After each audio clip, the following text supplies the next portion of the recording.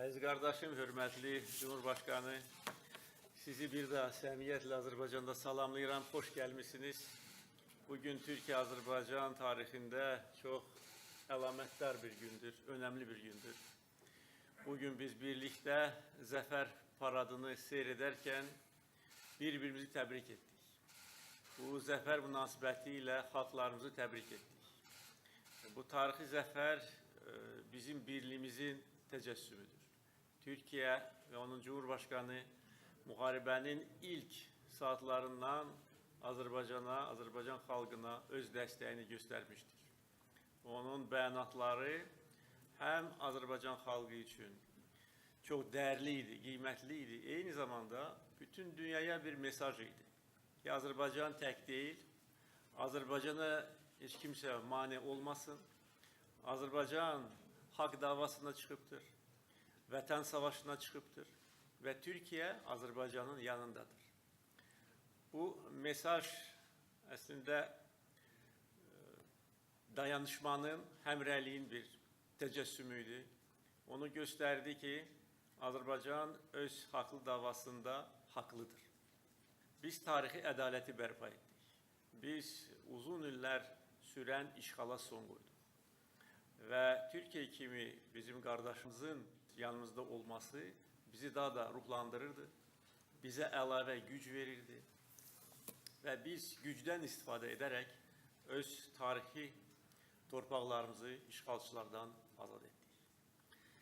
Mən hər zaman əziz qardaşımı qarşılayarkən, yaxud da ki, qardaş Türkiyədə olarkən deyirdim ki, dünyada Türkiyə və Azərbaycan qədər bir-birinə yaxın olan ölkələr tapılmaz. Və bu həqiqətdir. Bugün dünya xəritəsinə baxsaq, görərik ki, bizim qədər bir-birinə bağlı olan, bir-birinin hər zaman yanında olan ikinci ölkələr yoxdur.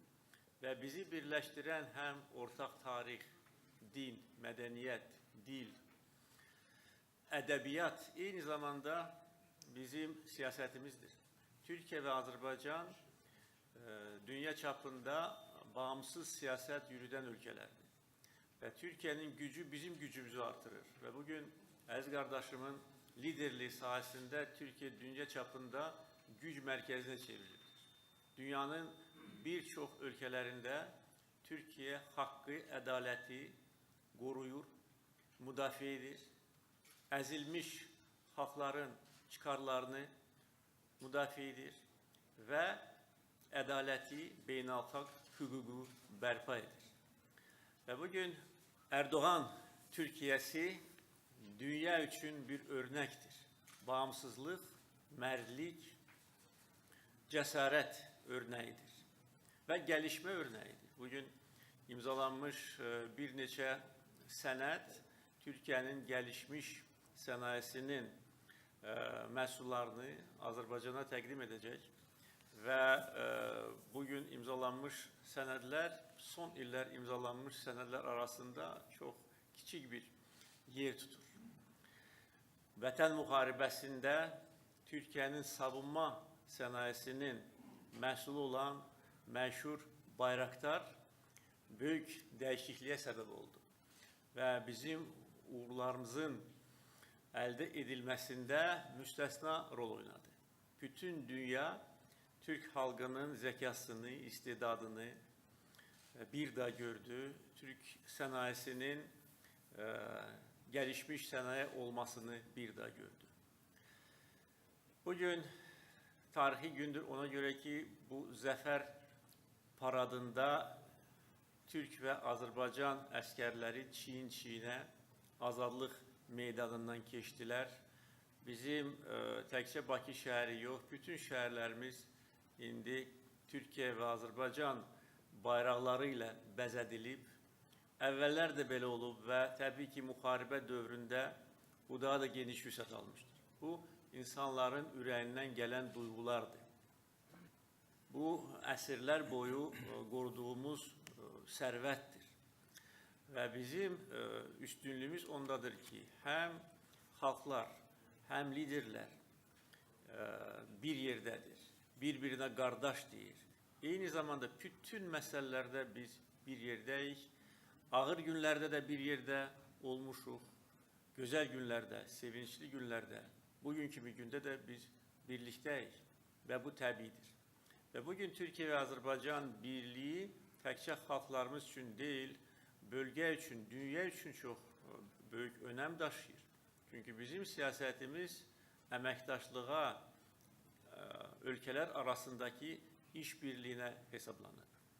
Və bu tarixi zəfərdən sonra başlanan yeni dövr üçün də biz tam hazırlıqlıyıq. Bugün əziz qardaşımla söhbət əsnasında eyni zamanda bundan sonraki dövr haqqında da fikir mübadiləsi apardıq və bizim fikrimiz üst-üstə düşür. Biz bölgədə yeni bir işbirliyi platformasını oluşturmalıyıq. Artıq ilkin bəyanatlar verildi. Bu çox tərəfli platforma ola bilər və bu işbirliyi platformasında iştirak edən bütün bölgə ölkələri bundan ancaq faydalana bilər.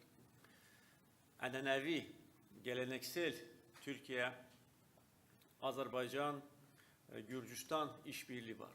Eyni zamanda Azərbaycan, Rusiya, İran işbirliği var. Türkiye, Rusya, İran işbirliği var. Yani bütün bu işbirliği platformalarını biz ümumiləşdirib vahid platforma kimi təqdim edə bilərik. Əgər Ermənistan rəhbərliyi müharibədən düzgün nəticələr çıxararsa və öz iddialarından, əsassız iddialarından əl çəkərsə və gələcəyə baxarsa, o zaman onların da bu platformada yeri ola bilər. Biz buna açığıq və müharibədən sonra Azərbaycanın mövqeyi və verilən bəyanatlar bunu deməyə əsas verir. Biz bu səhifəni bağlamalıyıq.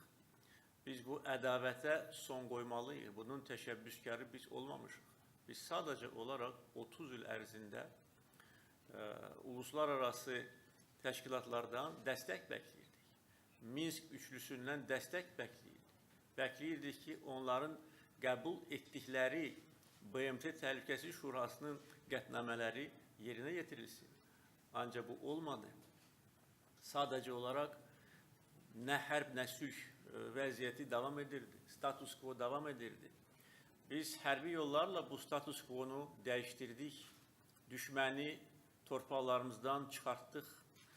Onlara çox böyük zərbə vurduq. Onların ordusunu məhv etdik. Onların əsas ideoloji sütunlarını məhv etdik. Amma ondan sonra nə etdik? Ondan sonra söylədik ki, biz işbirliyinə hazırıq. Biz yeni bir işbirliyi formatını təşkil etməklə gələcəkdə bölgəmizdə müharibə riskini sıfıra indirə bilərik.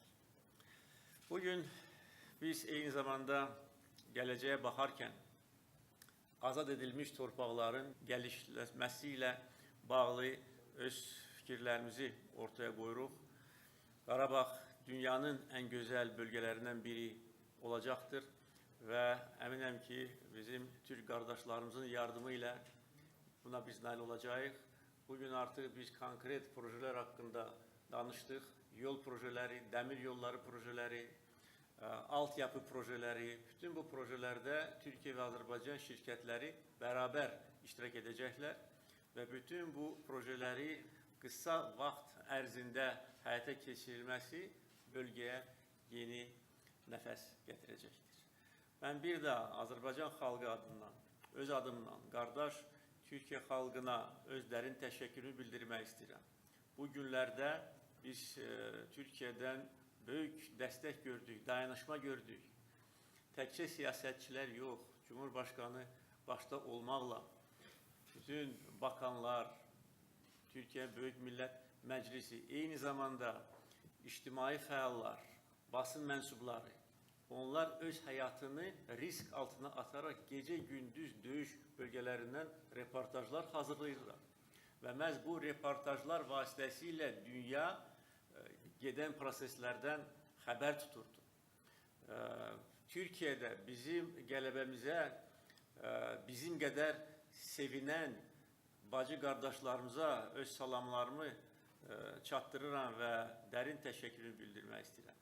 Biz birlikdəyik, bugün də belədir, yarın da belə olacaq və əbədi olacaq. Türkiye-Azerbaycan birliği sarsılmazdı, ebedidir. Bir daha Aziz kardeşim, hoş gelmişsiniz. Doğma vətəninizə hoş gelmişsiniz. Sizi biz ürəkdən sevirik. Azərbaycan xalqı size bugün öz sevgisini sokaklarda gösteriptir. Ve biz danıştık ki Şuşa şəhərinə yeni avtomobil yolu, Türkiye şirketlerinin inşa edeceği avtomobil yolu inşa edilenden sonra beraber inşallah Şuşa şəhərində gedəcəyik. İnşallah.